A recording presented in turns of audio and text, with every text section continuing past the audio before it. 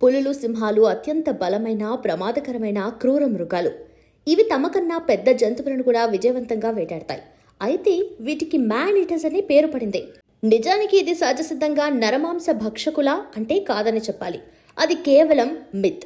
అవి man eaters అనే భావన వలసవాద వారసత్వంగా ఇప్పటికీ ప్రజల్లో ఉంది. ఈ వీడియో చూస్తే ఈ విషయం మనకు అర్థమవుతుంది. పేవ్మెంట్ పై ఆదమరచి నిద్రిస్తున్న మనిషి వాసన చూసి తన దారిని తాను వెళ్లిపోవటం ఈ వీడియోలో స్పష్టంగా కనిపిస్తుంది. సింహం అలా వెళ్లిపోవటం ఏదో యాదృచ్ఛికం కాదు. అది దాని సహజ స్వభావం. తమకు ప్రమాదమని భావించినప్పుడే సాధారణంగా అవి మనుషులపై దాడి చేసే అవకాశం ఉంటుంది. అయితే కొన్ని సందర్భాల్లో మాత్రమే అవి మానవులను అటాక్ చేస్తాయి. ముఖ్యంగా అడవి జంతువులను వేటాడే సామర్థ్యాన్ని కోల్పోయినప్పుడు, అంటే గాయం, వైకల్యం లేదా శారీరక బలహీనత, వృద్ధాప్యం వంటి కారణాల వల్ల అవి మానవులపై దాడి చేసి తినేస్తాయి.